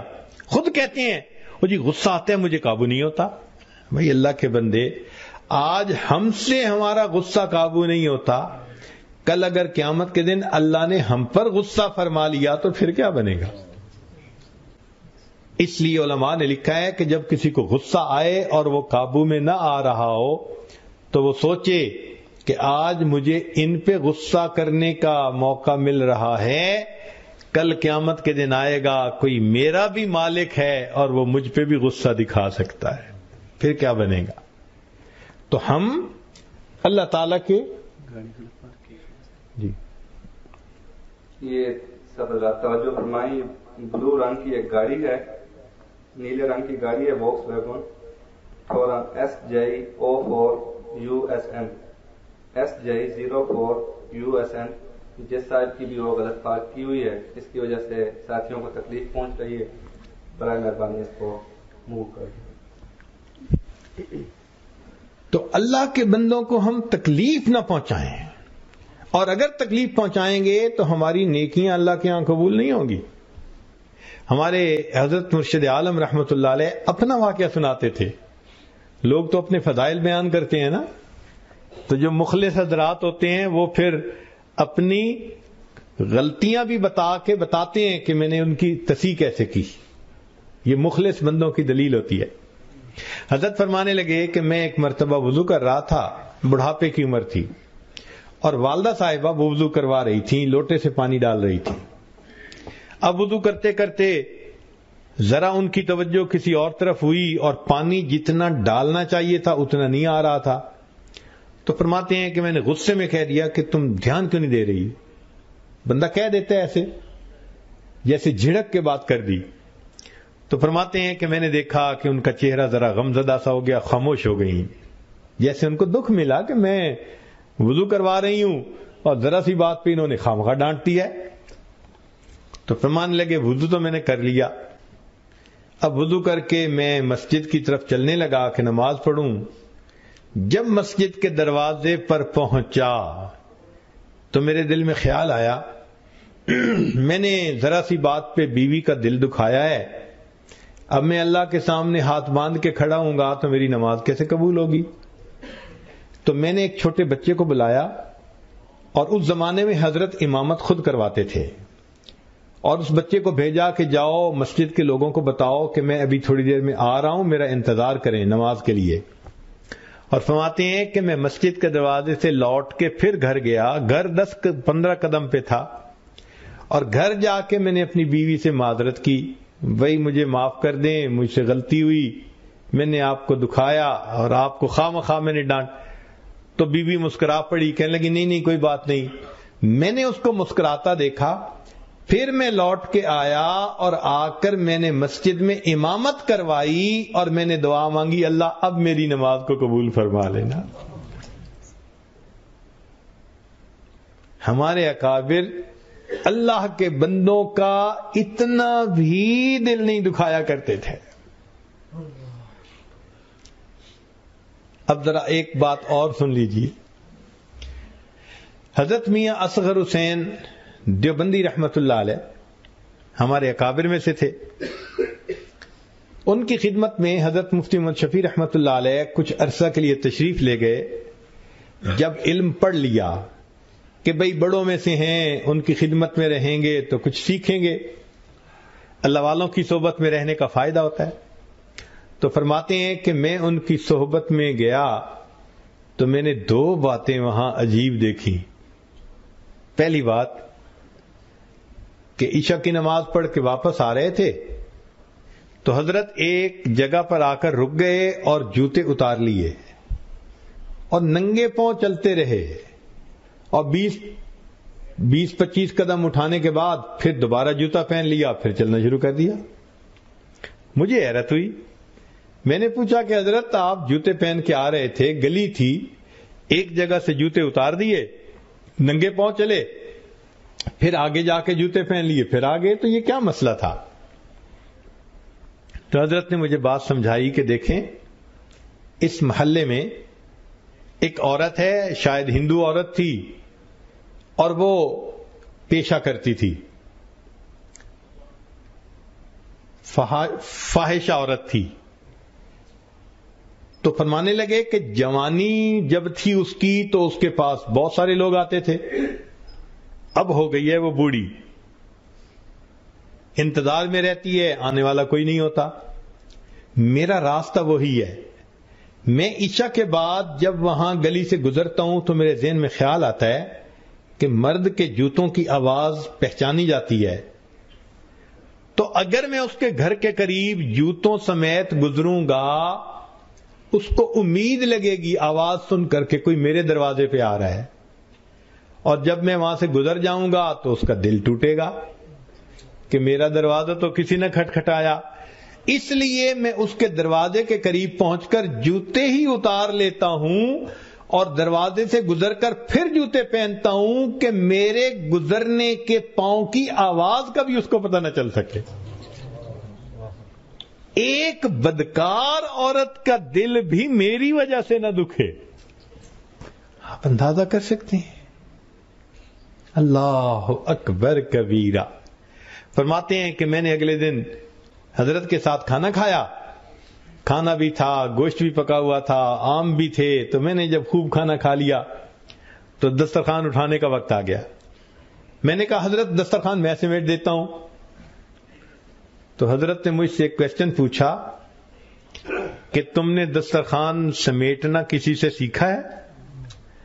اب علم پڑھ چکے ہیں، افتاء تخصل فی الفقہ کر چکے ہیں، مفتی بن چکے ہیں ایک طرح سے، مگر کچھ وقت ان کے پاس گئے تو آگے سے کویسچن کیا پوچھ رہے ہیں کہ تم نے دسترخوان سمیٹنا کسی سے سیکھا ہے؟ تو میں نے عرض کیا کہ حضرت دسترخوان سمیٹنا آپ سکھا دیجئے. تو حضرت نے فرمایا کہ دیکھو، جو کھانا بچا ہوتا ہے میں پہلے اس کھانے کو اٹھاتا ہوں اور اس کو احتیاط سے گھر پہنچاتا ہوں تاکہ وہ کھانا گھر والے کھا سکیں. مومن کے جوتے کے اندر شفا ہوتی ہے تو کھانا اندر چلا جاتا ہے. پھر فرمانے لگے کہ اس میں جو گوشت کی ہڈیاں وغیرہ ہوتی ہیں ان کو میں الگ کر لیتا ہوں اور ان ہڈیوں کو میں فلاں جگہ جا کر ڈالتا ہوں کہ وہاں گلی کا راستہ ہے کہ وہاں سے کتے گزرتے ہیں تو ان کی وہ غذا بن جاتا ہے. اور فرمایا کہ پھر جو چھوٹے چھوٹے ذرات روٹی کے دسترخوان پہ رہ جاتے ہیں میں ان سب کو اکٹھا کر لیتا ہوں. وہ دیکھنے میں تو چھوٹے نظر آتے ہیں لیکن چیونٹیوں کے لیے تو پوری غذا ہے. تو تو میں ان سب کو اکٹھا کر کے فلاں جگہ جہاں چیونٹیوں کے بل ہیں وہاں ڈالتا ہوں تاکہ چیونٹیاں کھا لیں، اور پھر اس کے بعد جو آپ نے آم کھائے تو میں ان کے چھلکے گٹھلیاں باہر اس طرح نہیں پھینکتا۔ حضرت کیسے کرتے ہیں؟ فرمان لگے گٹھلیوں کو الگ کرتا ہوں اور جو گھر کے قریب گراؤنڈ ہے اس کے کونے پہ جا کے ڈال دیتا ہوں تو یہ گٹھلیاں خشک ہو جاتی ہیں۔ شام کو مسلمانوں کے بچے کھیلنے کے لیے وہاں آتے ہیں، ان کو آم کی گٹھلیاں مل جاتی ہیں، وہ خوش ہوتے ہیں، گٹھلیوں سے کھیلتے ہیں تو مجھے ثواب مل جاتا ہے۔ اور یہ جو چھلکے ہیں ان کو میں ایک جگہ پر نہیں ڈالتا۔ حضرت کیوں؟ فرمانے لگے کہ اس لیے کہ میرے ہمسائے میں جو رہتے ہیں لوگ یہ غریب لوگ ہیں، یہ آم افورڈ نہیں کر سکتے کہ پھل بھی کھائیں، ان کو تو مشکل سے روٹی ملتی ہے، تو میں اس لیے چھلکے نہیں پھینکتا کہ اگر ان کے بچے چھلکے دیکھیں گے کہ کسی نے کھائے اور پھینکے تو ان کے دل میں تمنا اٹھے گی ہمارے ابو بھی ہمیں آم لا کے کھلاتے، اور والد تو لا نہیں سکتا تو ان کا دل دکھے گا، اور میں ان کا دل نہیں دکھانا چاہتا، لہذا میں چھلکے لے کے باہر جاتا ہوں، ایک چھلکا ایک جگہ ڈالتا ہوں، پھر 10-20 قدم پہ دوسرا چھلکا، پھر تیسرا، اس طرح چھلکوں کو پھیلا دیتا ہوں کہ گزرنے والے کو پتہ بھی نہیں چلتا کسی نے آم کھائے ہیں یا نہیں کھائے۔ یوں میں دسترخوان سمیٹتا ہوں۔ آپ بتائیں کبھی ہم نے دسترخوان سمیٹتے ہوئے ایسی باتیں سوچی؟ اللہ والوں کے دل ایسے منور ہو جاتے ہیں کہ وہ اپنے کسی قول اور فعل سے دوسرے کو تکلیف پہنچانا ذرا بھی پسند نہیں کرتے، اس لیے وہ بچتے ہیں کہ کسی بندے کو تکلیف نہ ہے، اور یہی دین اسلام کی تعلیم ہے۔ فرمایا المسلم من سلم المسلمون من لسانہ و یدہ، مسلمان وہ ہے جس کے قول سے اور فعل سے دوسرے مسلمان کو تکلیف نہ پہنچے۔ ہم اپنی زندگی پہ غور کریں، آج ہم انٹینشنلی کوئی ماں کو رلاتا ہے، کوئی باپ کو رلاتا ہے، کوئی بیوی کو رلاتا ہے، کوئی بچوں کو رلاتا ہے، اور کوئی کاروبار کر کے اس میں بددیانتی کر کے اپنے پارٹنر کو رلاتا ہے، کوئی قرضہ لیتا ہے واپس دینے کا نام نہیں لیتا تو قرض دینے والے کو رلاتا ہے۔ ہم اللہ کے بندوں کے لیے، ایمان والوں کے لیے دیکھو وبال جان بنے ہوئے ہوتے ہیں۔ اگر ہم سے پوچھا گیا تو ہم اس کا کیا جواب دیں گے؟ آخر قیامت کے دن ہمیں اللہ رب العزت کے حضور کھڑا تو ہونا ہی ہے۔ یہ اگر تصور بیٹھ جائے نا کہ مجھے قیامت کے دن اللہ کو جواب دینا ہے تو پھر انسان کسی کا دل نہیں دکھائے گا۔ ایک مرتبہ ہم امریکہ کی ایک ریاست میں جمعہ پڑھانے کے لیے حاضر ہوئے تو وہاں امام صاحب سے تھوڑی دیر گفتگو ہوئی تو وہ کہنے لگے کہ جی مجھے ہر سنڈے کو جیل میں جا کر دین اسلام کی تبلیغ کرنے کا موقع ملتا ہے۔ تو ہم نے ان سے پوچھا جی آپ کوئی ہمیں اچھا واقعہ سنائیں۔ وہ کہنے لگے تھوڑی دیر میں تو بیان آپ کا شروع ہو جائے گا، میں آپ کو صرف ایک واقعہ سناتا ہوں، سنا دیجئے۔ کہنے لگے میں جیل میں گیا تو ایک آدمی تھا جو وہاں کا مقامی تھا، وہ جیل میں تھا بڑے عرصے سے، اس کو میں نے اسلام کے بارے میں بتایا، سمجھایا، اس نے کلمہ پڑھ لیا، تو میں نے اس کا نام علی رکھا، اور اب اس کو میں نے دین سکھانا شروع کیا، طہارت کیا ہوتی ہے، فرض کیا ہوتے ہیں، نماز کیا ہوتی ہے، جو ضروریات دین تھیں وہ میں نے اس کو سکھانی شروع کی، تو وہ میرے بہت قریب ہو گیا۔ پھر میں 1 سال جاتا رہا تو وہ بالکل میرے ساتھ ایسے جیسے کوئی سگا بھائی ہوتا ہے، ایسے محبت کرنے لگ گیا۔ ایک دن بیٹھے ہوئے تھے، میں نے اس سے ایک کوسچن پوچھ لیا کہ علی بتاؤ اسلام لانے سے پہلے تمہارے احساسات کیا تھے اور اب اسلام لانے کے بعد تمہارے احساسات کیا ہیں؟ کہنے لگے جب میں نے یہ کوسچن کیا نا تو اس کی آنکھوں میں آنسو آ گئے، تو میں سوری کرنے لگا, پلیز اگر آپ ہرٹ ہوئے تو مجھے معاف کر دیں, کوئی ایسی بات میں نے کر دی. وہ کہنے لگا نہیں, بس آج میں اپنے دل کی بات آپ کے سامنے کھول دوں گا کہ اسلام لانے سے پہلے میں زانی تھا, شرابی تھا, مگر میں ایسا نفسیاتی مریض تھا کہ مجھے دوسرے بندوں کو قتل کر کے تڑپتا جب دیکھتا تھا تو مجھے مزہ آتا تھا, تو میں بے گناہوں کو قتل کرتا تھا, اور جب ان کی لاش تڑپتی تھی تو میں اس کے گرد ناچتا تھا. ایسا جانور تھا, ظالم تھا. میں موقع کی تلاش میں رہتا تھا, کہیں عورت اکیلی مل گئی, بچہ اکیلا مل گیا, بندہ اکیلا مل گیا, یہاں مجھے کوئی اکیلا مل جاتا میں اس کو بلا وجہ قتل کرتا. اس کا خون بہتا ہوا دیکھتا, تڑپتا ہوا دیکھتا, ٹھنڈا ہوتا دیکھتا, اور نفسیاتی مریض تھا کہ اس سے مجھے خوشی ہوتی تھی. کہنے لگا کہ میں نے 30 سے زائد بندوں کو بے گناہ قتل کیا ہوا ہے. یہاں تو میں آیا ہوں ایک چھوٹے سے جرم میں, اور 6 مہینے کے بعد میں بات پر نکل جاؤں گا. کسی کو میرا پتہ نہیں چلا کہ میں نے کتنے مرڈر کیے ہیں. لیکن جب تم نے اسلام کا کنسپٹ مجھے دیا اور قیامت کے دن کا کنسپٹ دیا کہ ہر بندہ اپنے عمل کا جواب دے ہوگا, میں نے اسلام قبول کر لیا. اب میں جب قیامت کے دن کے بارے میں سوچتا ہوں نا کہ میں اللہ کے سامنے پیش ہوں گا اور وہ مجھ سے پوچھیں گے کہ تم نے یہ ظلم کیوں کیا تھا, تو کہنے لگا کہ میرا دل ڈرتا ہے, خوف کھاتا ہے, اور اب میرا دل اتنا حساس ہو گیا ہے کہ جب مجھے ہفتے کے بعد کمرے سے نکالتے ہیں تھوڑی دیر کے لیے تو میں باہر قدم رکھتے ہوئے اس کا بھی خیال کرتا ہوں پاؤں کے نیچے کوئی چیونٹی بھی آ کے نہ مرنے پائے. جو کفر کے زمانے میں 30 سے زائد بے گناہ لوگوں کو قتل کرتا ہے, جب قیامت کا تصور اس کے ذہن میں اتر جاتا ہے پھر اللہ اس کا دل ایسا بنا دیتے ہیں کہ وہ چلتے ہوئے یہ بھی خیال کرتا ہے کہ پاؤں کے نیچے چیونٹی آ کے بھی نہ مرنے. ملک شاہ ایران کا بادشاہ گزرا ہے, میں اپنی بات کو ذرا سمیٹتا ہوں. وہ اپنے پولیس والوں کے ساتھ ایک مرتبہ 3 دن جنگل میں شکار کھیلنے کے لیے چل رہا. پولیس والوں نے وہاں ایک گائے دیکھی جو چر رہی تھی اور کوئی بندہ ساتھ تھا نہیں. انہوں نے اپنے آپ میں ہی سوچ لیا کہ یہ شاید آزاد گائے ہے. چلو انہوں نے اس کو پکڑ کے ذبح کیا اور اس کا گوشت انہوں نے بھون کے کھایا. وہ گائے ایک بڑھیا کی تھی. جب اس کو دوسرے دن پتا چلا کہ میری گائے کو تو ذبح کر دیا گیا تو وہ آئی اور اس نے پولیس والوں کو کہا کہ بھائی آپ لوگوں نے میری گائے کو ذبح کر دیا, تو اب آپ ایسا کریں کہ مجھے پیسے دے دیں, میں دوسری گائے خرید لوں. میرا تو گزارا ہی اس کے دودھ, مکھن, دہی, لسی کے اوپر ہوتا تھا. پولیس والوں نے کہا کہ ہمارے پاس تو پیسے نہیں ہیں.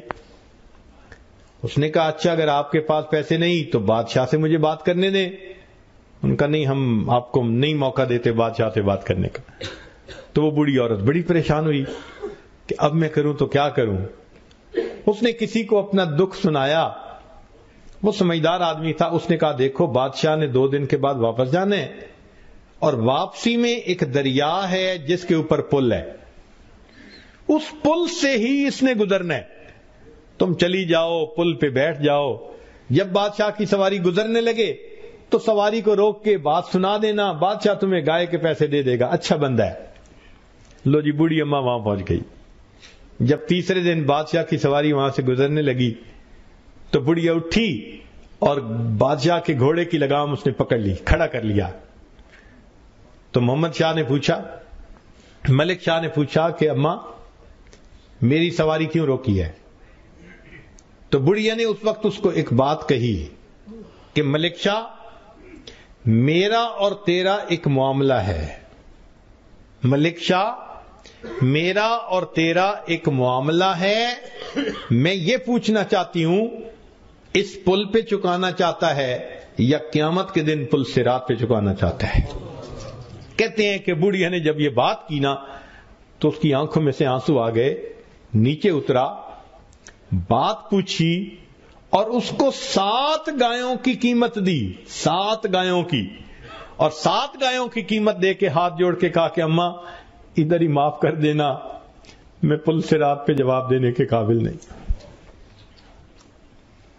ہم نے اللہ کے جن بندوں کے دل دکھائے ہیں دنیا میں ان سے معافی مانگ لینا آسان ہے، ورنہ کل قیامت کے دن اگر پل صراط پہ ہمیں کھڑا کر لیا گیا تو ہمارا کیا بنے؟ اس لیے قرآن مجید میں ہے کہ کچھ لوگ ہوں گے اللہ تعالیٰ کے سامنے سے جب جائیں گے نا، آپ نے دنیا میں دیکھا نا ایئرپورٹ پہ سکیننگ مشین ہوتی ہے، ایک ایک کر کے جاتے ہیں تو جس کے پاس کوئی میٹیلک چیز ہوتی ہے تو بیپ آ جاتی ہے، تو وہ پھر اس کی تفتیش کرتے ہیں، اور جس کے پاس کچھ نہیں ہوتا وہ سیدھا گزر جاتا ہے۔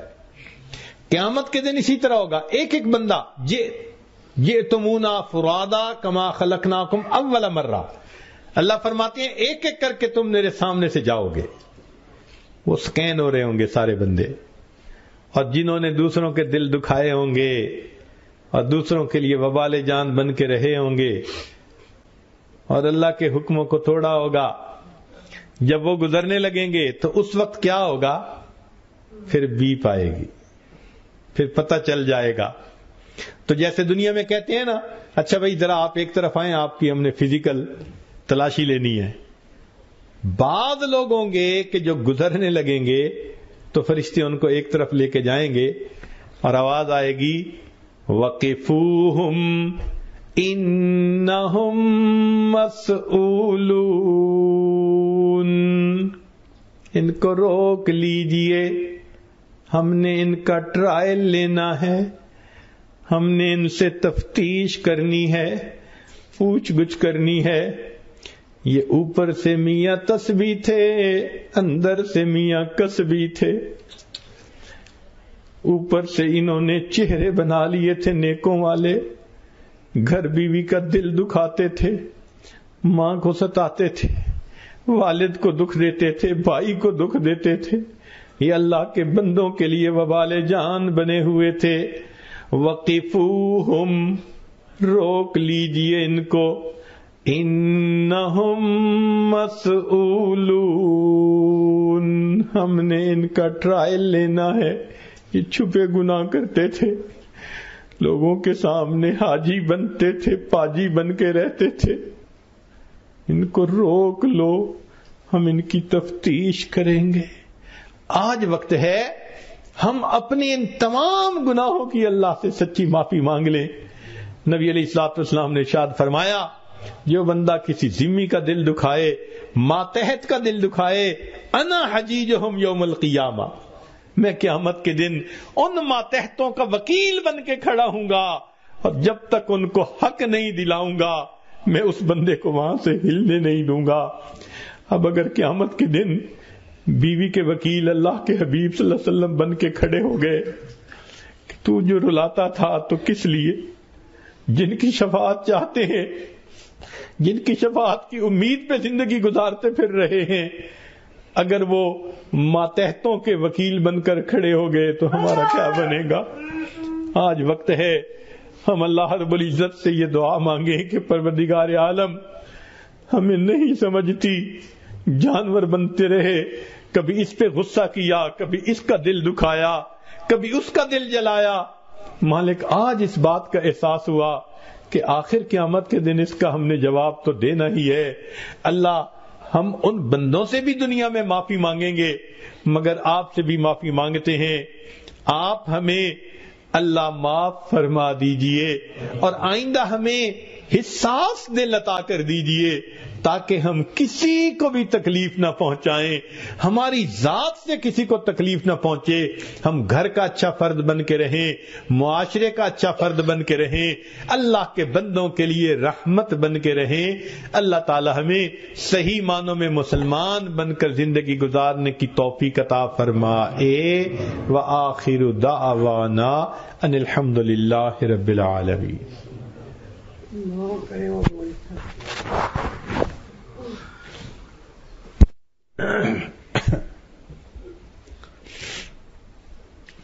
مجھے یہ کہا گیا ہے کہ دعا سے پہلے مراقبہ بھی کروا دے اور مراقبے سے پہلے توبہ جو احباب کرنا چاہتے ہیں ان کو توبہ کے کلمات بھی پڑھا دیں. تو جن احباب نے دل میں یہ نیت کر لی کہ ہم پچھلے گناہوں سے سچی پکی توبہ کرنا چاہتے ہیں، آئندہ نیکوکاری کی زندگی گزارنے کا ارادہ کر رہے ہیں، یہ عاجز چند کلمات پڑھے گا، آپ پیچھے پیچھے پڑھ لیجئے گا. الحمدللہ وکفا وسلام علی عبادہ الذین اصطفی، اما بعد. یہ کلمات سچے دل کے ساتھ پڑھیے. بسم اللہ الرحمن الرحیم. لا الہ الا اللہ محمد الرسول اللہ آمنت باللہ وملائکتہ وکتبہ ورسلہ والیوم الآخر والقدر خیرہ وشرہ من اللہ تعالی والبعث بعد الموت. آمنت باللہ کما ہوا باسمائہ وصفاتہ وقبلت جمیع احکامہ اقرار باللسان وتصدیق بالقلب. اشہد ان لا الہ الا اللہ واشہد ان محمدا عبدہ ورسولہ. استغفر اللہ ربی من کل ذنب واتوب الیہ برحمتک یا ارحم الراحمین. چند معمولات ہیں، ان کو اگر آپ باقاعدگی سے کریں تو انشاءاللہ دل منور ہوگا، دل کی ظلمت دور ہوگی، دل نرم ہو جائے گا.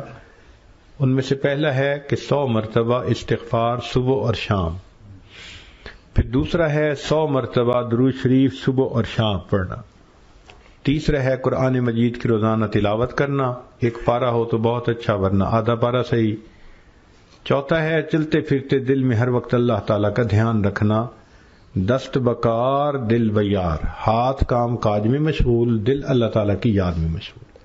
اور پانچویں چیز ہے ذکر قلبی یعنی مراقبہ، یعنی تھوڑی دیر کے لیے انسان ساری دنیا کے خیالات سے ہٹ کٹ کے اللہ سے لو لگا کے بیٹھے اور یہ سوچے کہ اللہ تعالیٰ کی رحمت آ رہی ہے، دل میں سما رہی ہے، دل کی ظلمت اور سیاہی دور ہو رہی ہے، اور میرا دل اللہ اللہ اللہ، یہ اللہ اللہ میرا دل کہہ رہا ہے، زبان سے نہیں پڑھنا، دل پڑھ رہا ہے اور میں اس کو سن رہا ہوں.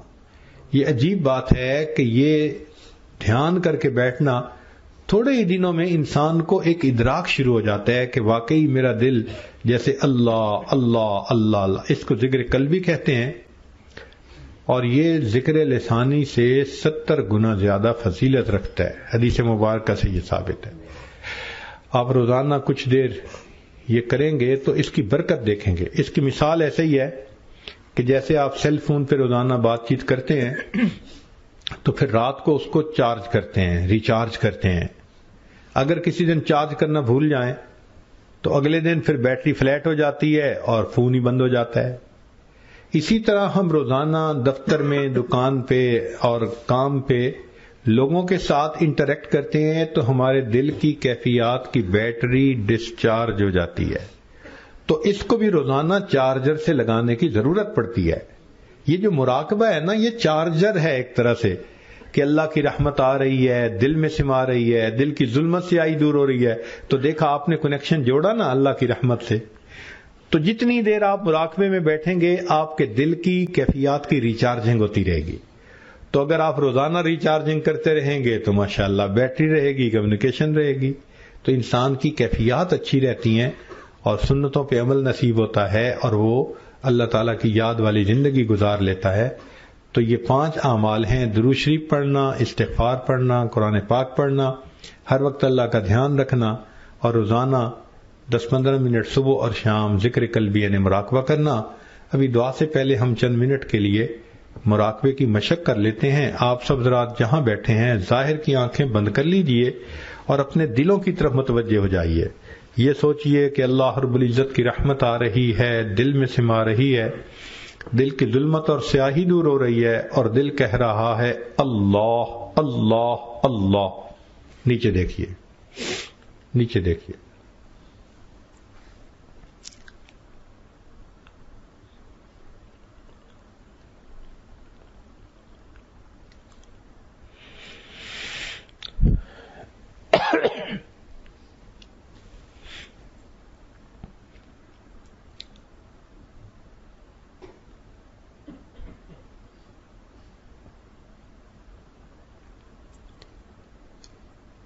ہواؤ ہرس والا دل بدل دے، میرا غفلت میں ڈوبا دل بدل دے. بدل دے دل کی دنیا دل بدل دے، خدایا فضل فرما دل بدل دے. گنہگاری میں کب تک عمر کاٹوں، گنہگاری میں کب تک عمر کاٹوں، بدل دے میرا رستہ دل بدل دے. سنوں میں نام تیرا دھڑکنوں میں، مزہ آ جائے مولا دل بدل دے. ہٹا لوں آنکھ اپنی ماں سوا سے، جیوں میں تیری خاطر دل بدل دے.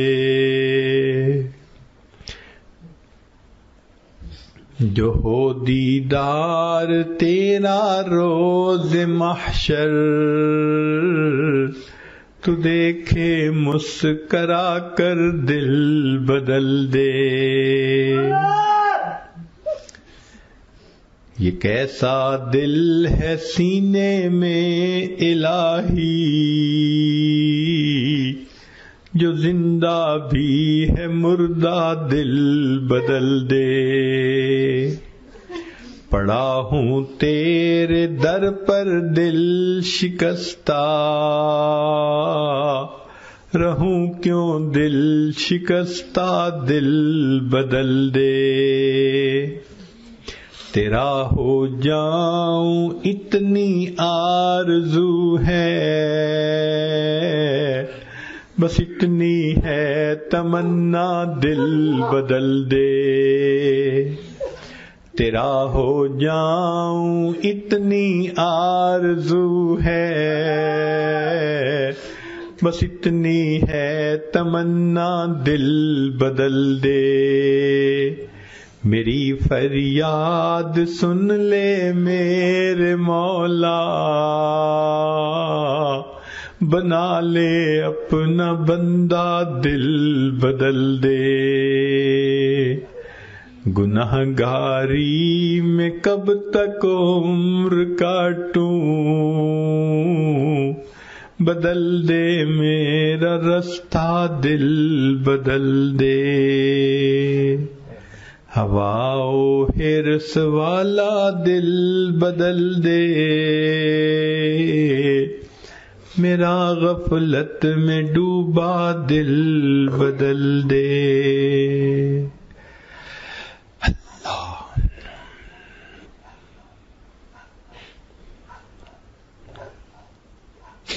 لا الہ الا اللہ محمد الرسول اللہ. دعا کر لیجئے. سبحان ربی العلی الوہاب، اللہم صلی علی سیدنا محمد وعلی آل سیدنا محمد وبارک وسلم. اے کریم آقا، ہم آپ کے عاجز مسکین بندے ہیں، ہمارے گناہوں کو معاف فرما، خطاؤں سے درگزر فرما، عیبوں کی پردہ پوشی فرما. اللہ ہماری نگاہوں کو پاک فرما، دلوں کو صاف فرما، سینوں کو اپنی محبت سے لبریز فرما.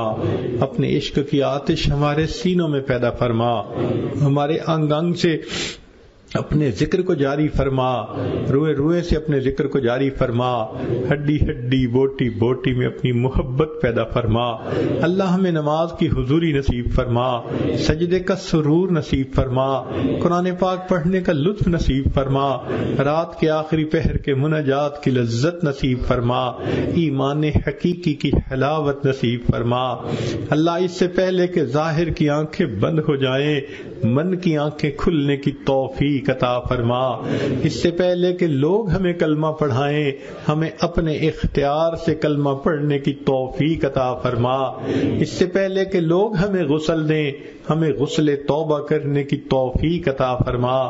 اس سے پہلے کہ لوگ کفن پہنائیں، اللہ ہمیں تقوی کی پوشاک پہننے کی توفیق عطا فرما۔ اور اس سے پہلے کہ ہماری نماز پڑھی جائے، اللہ ہمیں نماز کی حضوری نصیب فرما۔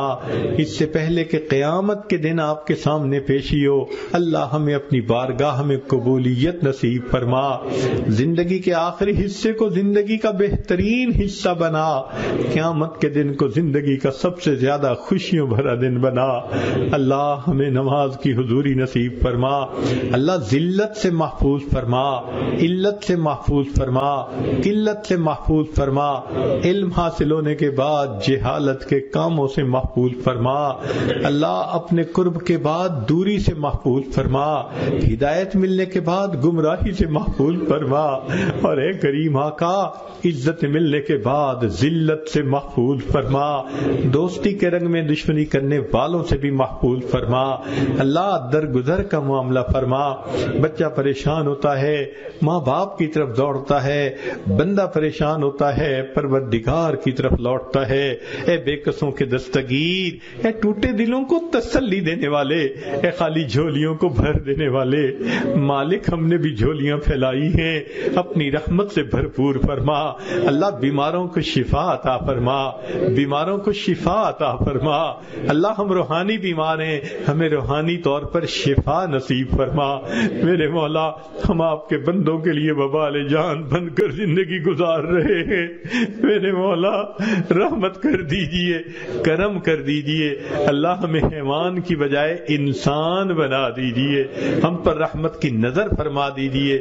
اللہ کرم کر دیجئے، حساس دل عطا کر دیجئے، دکھنے والا دل عطا کر دیجئے، اے اللہ غم والا دل عطا کر دیجئے، دوسروں کی دل آزاری سے ہمیں بچا لیجئے۔ اللہ کرم کا معاملہ فرما دیجئے۔ اللہ آپ کے پیارے یوسف علیہ السلام کریم تھے، انہوں نے بھائیوں کو معاف کرتے ہوئے کہا تھا لا تثریب علیکم اليوم، آج تمہارے اوپر کوئی گناہ نہیں، میں نے تمہیں معاف کر دیا۔ اللہ آپ کے پیارے نبی علیہ الصلوۃ والسلام بھی کریم تھے، انہوں نے فتح مکہ کے دن قریش مکہ کو یہی الفاظ کہہ دیے تھے لا تثریب علیکم اليوم، آج تمہارے اوپر کوئی گناہ نہیں، میں نے تمہیں معاف کر دیا۔ اللہ آپ سب کریموں سے بڑے کریم ہیں، اور آپ کو تو اپنی شان کریمی پہ بڑا ناز ہے، اور آپ نے قرآن میں جا بجا اپنی کریمی کے تذکرے کیے ہیں۔ اللہ آج آپ اپنے بندوں کو یہی فرما دیجئے لا تثریب علیکم اليوم اذهبوا انتم الطلقاء۔ یا اللہ آپ کہہ دیجئے، آپ کو کریمی سجتی ہے، اللہ مہربانی کر دیجئے، اپنے بندوں کو معاف کر دیجئے، اللہ کرم فرما دیجئے، میرے اللہ ہم پر احسان فرمائیے، ہمارے گناہوں کو معاف فرما دیجئے۔ اللہ آپ نے قرآن مجید میں ارشاد فرمایا وَأَمَّا السَّائِلَ فَلَا تَنْهَرْ، سوالی کو انکار نہ کرو۔ جب ہم کمزوروں کو حکم ہے ہم سوالی کو انکار نہ کریں۔ اے کریم آقا ہم بھی تو آپ کے در کے سوالی ہیں، آپ ہمیں بھی انکار نہ فرمائیے۔ اللہ جس طرح ایک عیال دار اپاہج کسی دنیا کے سخی کے دروازے پہ حاضر ہوتا ہے، اس امید سے دروازہ کھٹکھٹاتا ہے اگر یہ دروازہ کھل گیا میرے بچوں کا فاقہ ختم ہو جائے گا۔ اللہ ہم اس عیال دار اپاہج سے زیادہ محتاج ہیں، تو دنیا کے سخی سے زیادہ بڑا سخی ہے۔ اللہ ہم آپ کا دروازہ اس امید کے ساتھ کھٹکھٹا رہے ہیں اگر یہ دروازہ کھل گیا سعادت نصیب ہو جائے گی، اور اگر نہ کھلا تو بدبختی پلے پڑ جائے گی۔ اللہ دروازہ کھول دیجئے، اللہ دروازہ کھول دیجئے۔ اللہ گھر آئے لوگوں کا دنیا دار لحاظ کر لیتے ہیں، یہ آپ کے بندے اپنے گھروں سے چل کے آپ کے در پہ آئے بیٹھے ہیں، اللہ ان کا آنا قبول کر لیجئے، نیک مرادوں کو پورا کر دیجئے، جو تکلیفیں ہیں وہ دور کر دیجئے، اٹکے کاموں کا ہونا آسان فرما، الجھے کاموں کو اپنی رحمت سے سلجھا، اللہ ہماری ان دعاؤں کو اپنی رحمت سے قبول فرما۔ اللہ یوسف علیہ السلام، اے اللہ آپ کی رحمت کی نظر فضیل بن ایاز پر پڑ جاتی ہے، آپ ان کو ڈاکوؤں کی سرداری سے نکال کے ولیوں کا سردار بنا دیتے ہیں، آپ کی رحمت کی نظر بشر حافی پہ پڑ جاتی ہے، دنیا کے شراب خانے سے نکال کے آپ ان کو اپنی محبت کی شراب پلا دیتے ہیں، آپ کی محبت کی نظر جنید بغدادی پہ پڑ جاتی ہے، دنیا کی پہلوانی سے نکال کے آپ ان کو اولیاء کی دنیا کا پہلوان بنا دیتے ہیں۔ اے کریم ایک ایسی محبت بری نظر ہم پر بھی ڈال دیجئے، اللہ بشر آپ ہی تو شراب خانے میں تھے اور آپ کے بندے تو مسجد اور آپ کے گھر میں بیٹھے ہوئے ہیں، ایک رحمت کی نظر ڈال دیجئے، ایک رحمت کی نظر ڈال دیجئے، اللہ دلوں کو بدل دیجئے، دل آپ کی دو انگلیوں کے درمیان ہیں، یقلبھا کیف یشاء، آپ جیسے چاہتے ہیں ان کو پھیر دیتے ہیں، دلوں کو نیکی پر پھیر دیجئے، نیکی پر جما دیجئے، اللہ کرم کا معاملہ کر دیجئے، ہماری ان دعاؤں کو اللہ اپنی رحمت سے قبول فرمائیے، جو مانگا عطا فرما، جو مانگنا چاہیے تھا نہیں مانگ سکے وہ بھی عطا فرما۔ اللہ پوری دنیا میں جہاں مسلمان پریشان ہیں سب کی پریشانیوں کو دور فرما، مدارس عربیہ کی حفاظت فرما، دعوت و تبلیغ کے کام کی حفاظت فرما، جہاں اللہ اللہ ہوتی ہے ان خانقاہوں کی حفاظت فرما، اقامت دین کی کوششوں کی حفاظت فرما، ہمارے تینوں حرم کی حفاظت فرما، اللہ ہدایت کی ہواؤں کو عام فرما، اس شہر میں جتنے بھی مسلمان ہیں اللہ سب پر خصوصی رحمت نازل فرما، جن کو اسلام کی نعمت نہیں ملی اللہ ان کو ہدایت کی نعمت نصیب فرما۔ اللہ آج ہماری اس مجلس میں اٹھنے سے پہلے اللہ ہمیں گناہوں سے پاک فرما، معاف فرما، کریم آقا اٹھے ہاتھوں کو قبول فرما، ربنا تقبل منا انک انت السمیع العلیم تب علینا انک انت التواب الرحیم، صلی اللہ تعالی علی حبیبہ سیدنا محمد وآلہ واصحابہ اجمعین برحمتک یا ارحم الراحمین۔